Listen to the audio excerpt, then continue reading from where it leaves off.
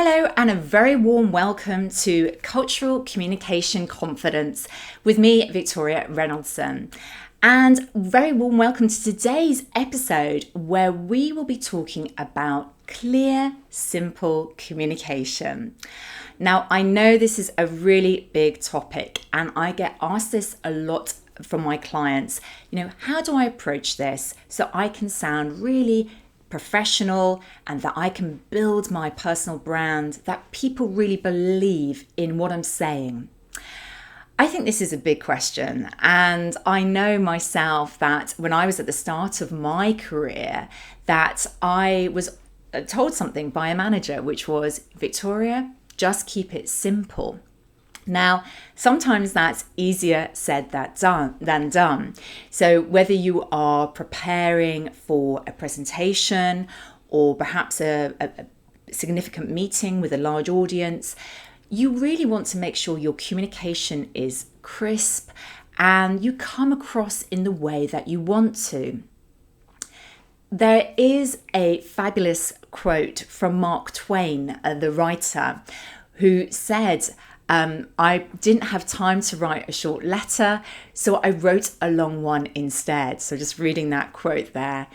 And I think that's a really interesting quote and says a lot about how we approach communication.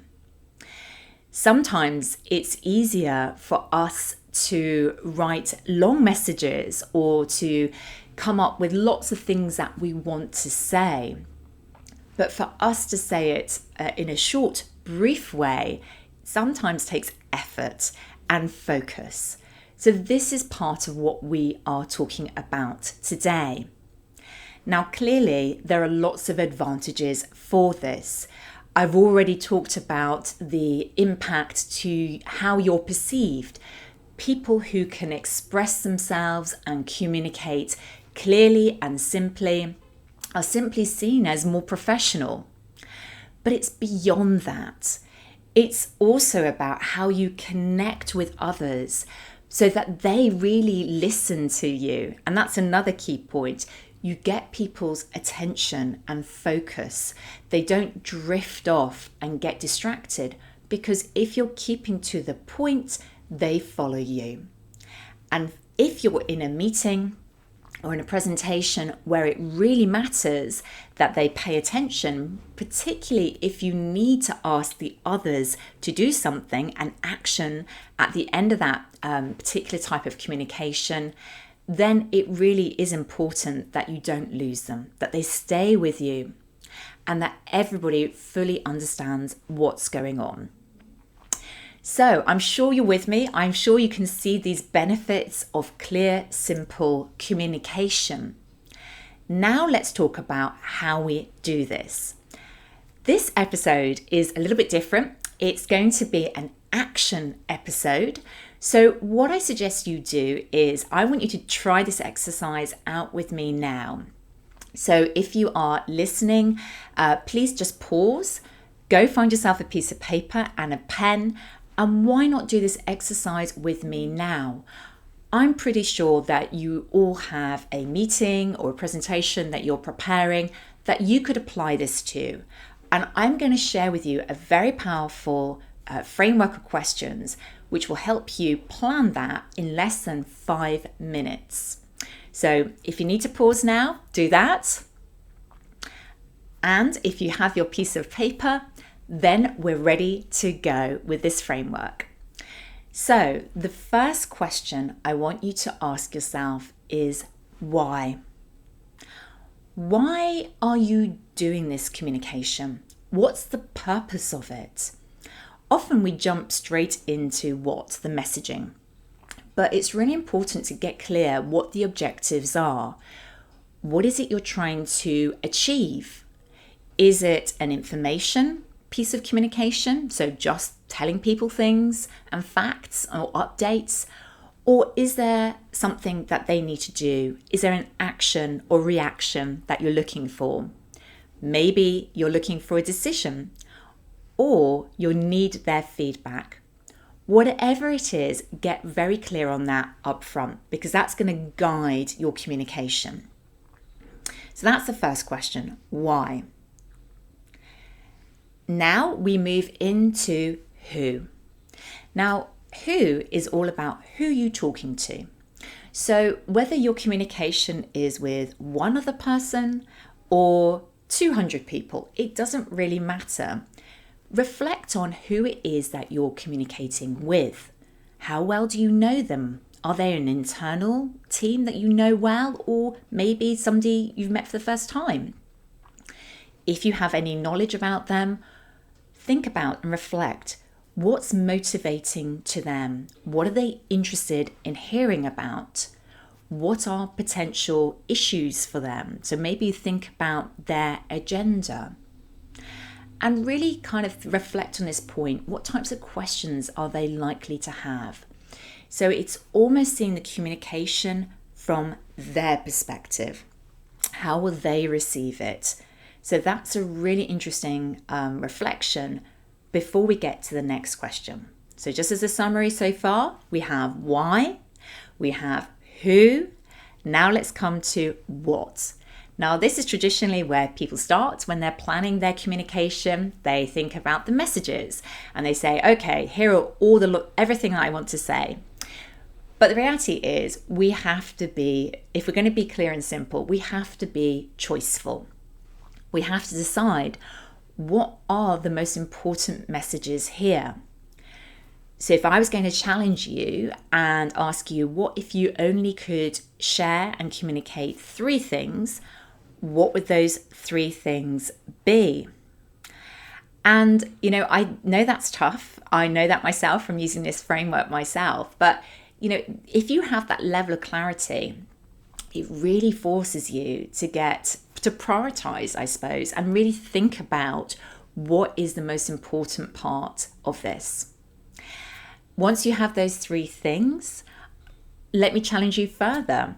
If you suddenly were told, okay, you only have 30 seconds and in a headline, give it to us. Again, what's the one thing?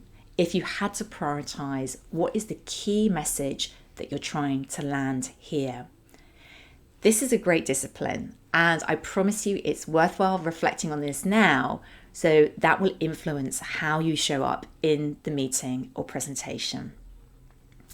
Okay, so we've had why, we've had who, we've now done the what. I want to come to next, so what? Now this might be important depending on your audience. For some audiences who may be slightly resistant to what you're sharing with them, or perhaps they have different views to you, you might need to think about this piece very carefully. So what means, why should I care about this? Why is this relevant to me? Why is this something I should do anything with? And sometimes you have to be quite specific about this and make it very clear the reasons why they should care. So spend time on this point, and if you feel like you need to make that explicit, bring that into your communication. So we've had why, we've had who, what, so what, and the final one is now what. So now what is all about the next steps. I'm a great action taker and I'm very oriented around practical action. And I believe in any business communication, we should have a next step. So whether that is about what you need the audience, as you will, need to do next, what they need to how they need to take this information forward, but not just be clear about next steps, be really clear about timings around that. So people know how they can prioritize this with what they're doing. So there you go. You have the full framework now. Just as a summary, we have why, who, what, so what, and now what. And one final bonus area that I'm going to share with you is the time test. I think that we often plan too much to say. So I'm going to, again, give you a bit of a challenge. If you suddenly discovered that you had 20 to 30% less time than you anticipated, how would you prioritize what you're communicating? I think that's a great discipline to think about. So if you're in an hour meeting, what happens if you only had 45 minutes or 50 minutes because people arrive late, leave early, or because there are lots of questions and distractions throughout the agenda?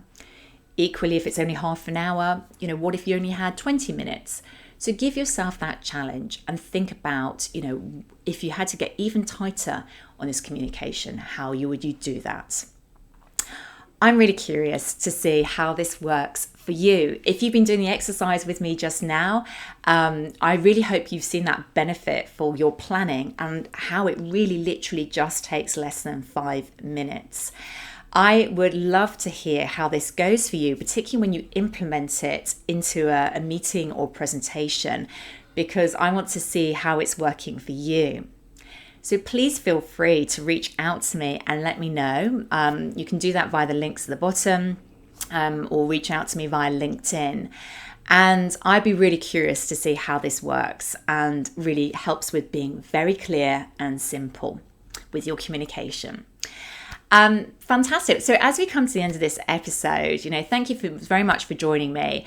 If this is an area that you feel you need further support in, so your communication approaches and how you're showing up in your meetings and presentations and even in your writing, then please feel free to get in touch to learn more about my individual and team training as well. Again, my links are below in the show notes. And as we come to the end, I just wanted to say thank you so much for joining. And I really do hope you found this particular episode valuable. If you have, it would mean a lot to me if you could rate the show. So give it a rating out of 5 stars. And if you're feeling you've got that time today, it'd be amazing if you could leave a comment.